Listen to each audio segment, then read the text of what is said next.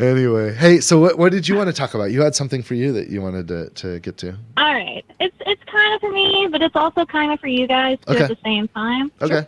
I kind of want to know how you all journeyed into, both of you, since you're both here, into working in the game industry. I mean, like, I can understand where you came from, Randy, but, like, I feel like people always have an interesting story of how they get in, Gosh. Let's hear Elisa's story. Well, gather round, boys and girls. Gather around, Gosling. We have a little story. So I have been, sort of classic, et cetera, playing video games all my life.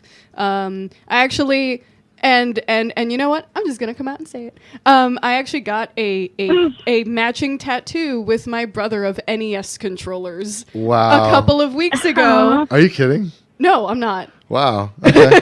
That's commitment. Yeah, because I can imagine getting married and having a few kids, but a tattoo? Holy crap. That's forever. real commitment. That's actually forever.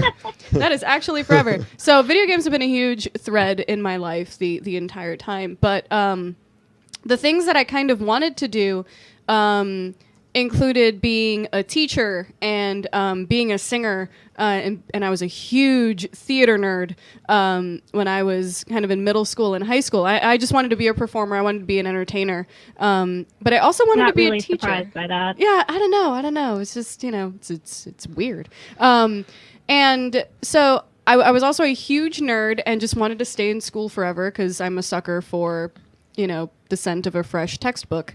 And so as part of my journeys, I got a kind of liberal studies major because I wanted to be on Jeopardy! And I figured liberal studies was a good major where I could just learn everything, which is the most career stable move anyone could ever make, which no. But through the process, I found my first degree was women's studies, and I felt super, super jazzed about it. And I saw a lot of cool, interesting parallels between what I was learning and what I was experiencing as a woman in a rock band every day. So when it came time to go to graduate school, because I figure, what are the things that you do? When as a day job, the only thing that I could think of as a day job that I wanted to do was teach. And I knew that I had to get an advanced degree to do that. So I went and got my first master's in interdisciplinary studies. My first master's. Go ahead. Just dropping that in there. In interdisciplinary studies, but I was mainly studying like women in popular music because I wanted to teach that class someday. And then when I went to get my PhD, because I told myself, nobody is going to like seeing master's in interdisciplinary studies on a resume because that doesn't mean much of anything. All right, start over. All right, I'm going to go get the PhD because, again, I'm a nerd and I guess I crave punishment. Why does that have to come with nerddom?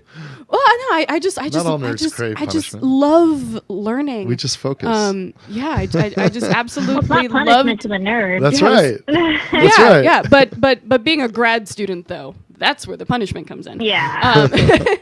And so, while I was, pursuing this stuff and I was pursuing this kind of like gender and popular music study, I found that there were also a lot of parallels with stuff that I experienced being a woman playing video games. And I didn't kind of want to throw away like 6 years of study in music and just completely start over and study video games. And so I went to my advisor and I told him, hey, I'm having this weird existential crisis where I'm about to throw away 6 years of work and study video games because who takes that seriously ever? And he says, they make music games, don't they? And then light bulb, of course, didn't have to throw away 6 years of work. I could still study video games and all of that jazz. But throughout the entire thing, I always thought that I was going to be a teacher. It wasn't until I met up with this group of women gamers called the Frag Dolls. They were a group of women gamers sponsored by Ubisoft to kind of help market their games. And they had a sort of internship program called the Frag Doll Cadets. And I applied to be one. And basically it involved, going and helping promoting games at different shows. And it was when I stepped into my first PAX West, and it was my first ever video game event, and I sort of went from, being an outsider playing these things to kind of being the person to help educate people, like that kind of hit all of the different kind of pleasure centers in my brain of like, I want to educate someone, I want to excite someone, and I get to do it all around video games. And that was kind of like my aha moment of like, hey, maybe I don't need to be stuck in the classroom forever. Maybe there's a way that I can do this inside an actual video game studio. There's a lot of grind and hustle later. Somehow I ended up here sitting next to you. Hey, all paths work. All paths work. But yeah, like I didn't even, quote unquote, go to school to study something specific about video games. I just kind of developed skills along the way, like, just in an effort to make money. So like I'm in grad school, I learned how to write. I wanted to get nearer and nearer to video games. So my local newspaper had like local conventions and stuff, and they needed somebody to write, top 10 cosplays at, the Miami Convention Center, whatever. And I was the person writing those because I actually knew who those people were and all those costumes were.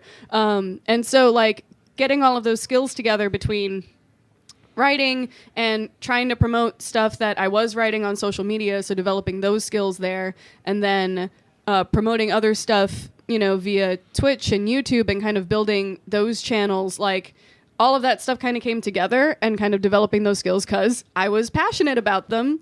And that's just stuff that I wanted to do. And then all of a sudden, Journey's kind of taken me to a couple of places, but then there's this new media manager thing that opens up that's like, hey, do you do stuff on Twitch and YouTube? Yes. Are you kind of cool with like social media and community management stuff? Yes. Can you like write some stuff and, maybe edit video a little bit? Yeah. Can you do stuff in front of a crowd? What? Yes. Hello. And so, yeah, I applied and somehow, ended up here. So it's a lot of that, being passionate about the stuff that you do and getting super good at it and honing it, for me over the course of years, but you eventually end up where you need to be.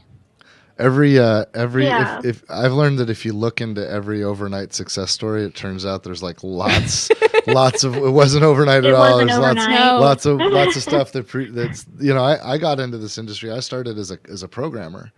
And my good fortune was my dad was a nerd, so we always had computers around the house. And back before, like when I was growing up, there were no computers in schools. There was no curriculum to learn this stuff in school. And my dad would kit bash his own. He'd make his own machines and make his own computers.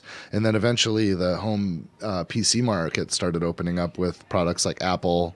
And then the Apple II and things like right now my original 8088 computer, which was a Timex Sinclair 1000.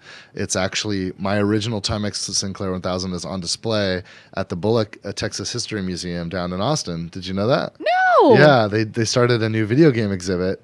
And they asked for my first computer. And wow. I didn't even know, like, what's his face took them through, and they just took a bunch of our stuff. And then Aaron just went down there and said, like, dude, here's your computer. Took a picture of it, and there's a little thing about me on there, and it was like, oh my god, I'm so proud of that. But yeah, it started with me trying to, learn how to use the computer. And back when computing first started, there were no programs.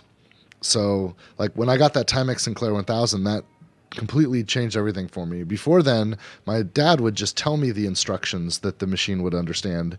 But the Timex Sinclair 1000 came with a manual, and the manual didn't say things like, hey, press start, click the icon. There were no icons.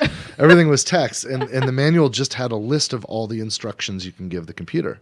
And the instructions, that is basically the programming language.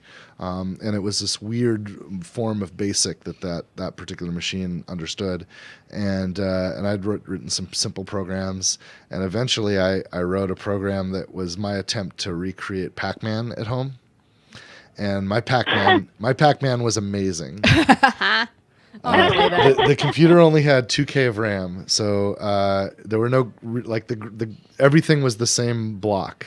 So the ghosts and Pac-Man looked identical, and the block that represented Pac-Man looked identical to the blocks that I used to make the walls of the maze.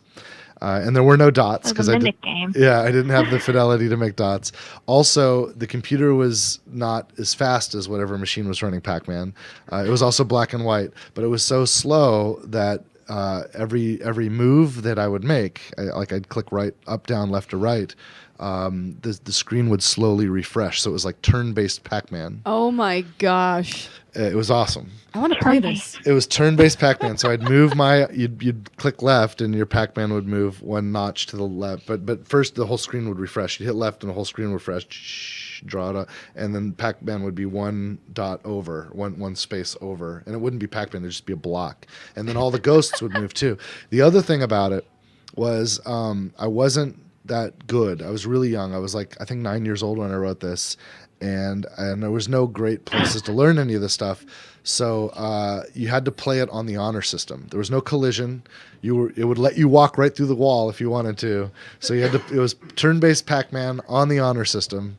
What was interesting though, this is what I discovered later.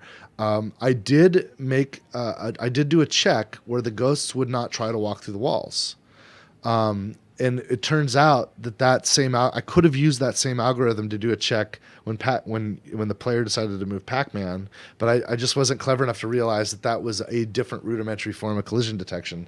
The algorithm that I used to keep the ghost from attempting to walk into a wall could have been applied as a preemptive test before I allowed Pac-Man to be moved into the wall by the player. Anyway, early days. I was learning stuff, and I attempted once to make D&D, Dungeons and Dragons, in this computer, and by the time I consumed all the RAM, I had barely made the character generator, so I never even got into any.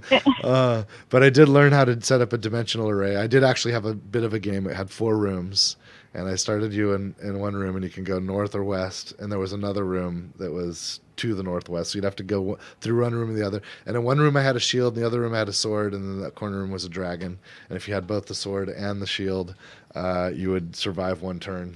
You'd survive one turn if you had the shield, and if you rolled high enough and you got the right stats, your sword could do enough damage with two attacks to kill the dragon. And that was a complete game in my world back then. And but I a similar thing to you, man. I was going to school for I was trying to be a lawyer. Really? Yeah. And I was, and it turns out that probably would have been a bad decision.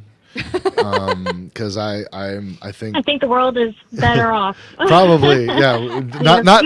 Not because of the games. Just we need less lawyers, right? Oh man, but it was I learned a lot though. I learned a lot in that, and I'm grateful for that experience, because as I started my own stuff, I was able to do all the contract negotiations and do the contracts on my own.